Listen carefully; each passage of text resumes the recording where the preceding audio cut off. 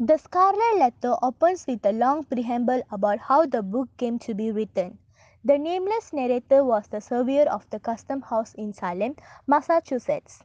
In the custom house attic, he discovered a number of documents, among them a manuscript that was bundled with a scarlet gold embroidered badge of clothes in the shape of an A.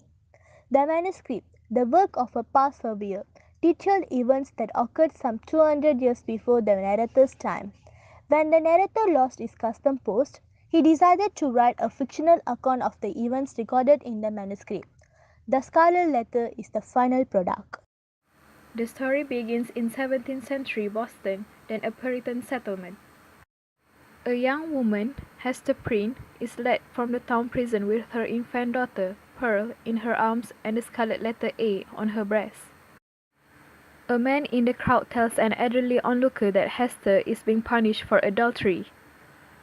Hester's husband, a scholar much older than she is, sent her ahead to America, but he never arrived in Boston. The consensus is that he has been lost at sea. While waiting for her husband, Hester has apparently had an affair, as she has given birth to a child. She will not reveal her lover's identity, however, and the Scarlet Letter, along with her public shaming, is her punishment for her sin and her secrecy. On this day, Hester is led to town scaffold and harangued by the town fathers, but she again refuses to identify her child's father. The elderly onlooker is Hester's missing husband, who is now practicing medicine and calling himself Roger Chillingworth. He settles in Boston, intent on revenge. He reveals his true identity to no one but Hester, whom he has sworn to secrecy. Several years pass. Hester supports herself by working as a seamstress, and Pearl grows into a willful, impish child. Shunned by the community, they live in a small cottage on the outskirts of Boston.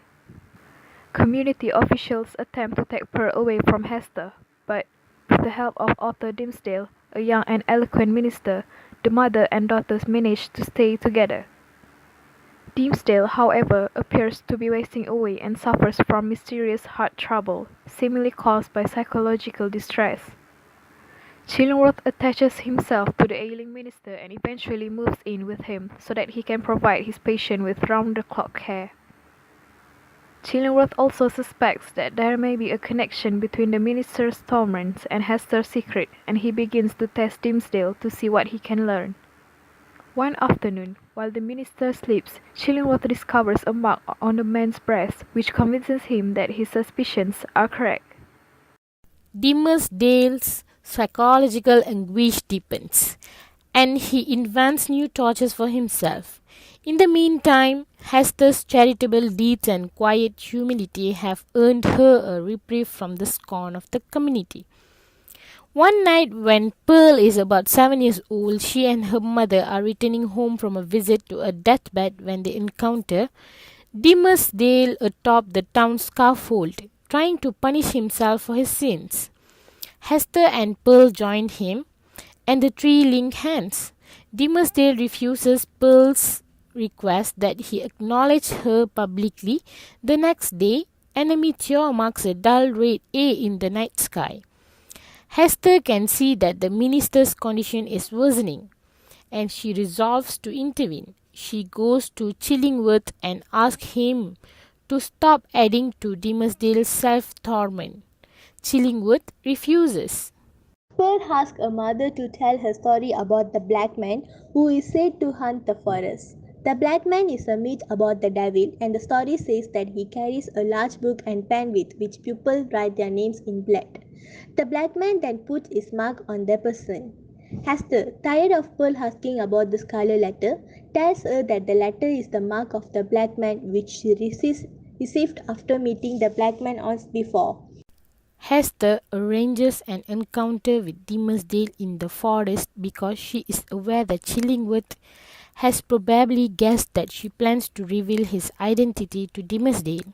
The former lovers decide to flee to Europe, where they can live with Pearl as a family. They will take a ship sailing from Boston in 4 days. Both feel a sense of release, and Hester removes her scarlet letter and lets down her hair. Pearl, playing nearby, does not recognize her mother without the letter. The day before the ship is to sail, the townspeople gather for a holiday and Dimmesdale preaches his most eloquent sermon ever. Meanwhile, Hester has learned that Chillingworth knows of their plan and has booked passage on the same ship. Dimmesdale, leaving the church after his sermon, sees Hester and Pearl standing before the town scaffold. He impulsively mounts the scaffold with his lover and his daughter, and confesses publicly, exposing a scarlet letter seared into the flesh of his chest. He falls dead as Pearl kisses him. Frustrated in his revenge, Chillingworth dies a year later. Hester and Pearl leave Boston and no one knows what has happened to them. Many years later, Hester returns alone, still wearing the scarlet letter, to live in her old cottage and resume her charitable work. She receives occasional letters from Pearl, who has married a European aristocrat and established a family of her own.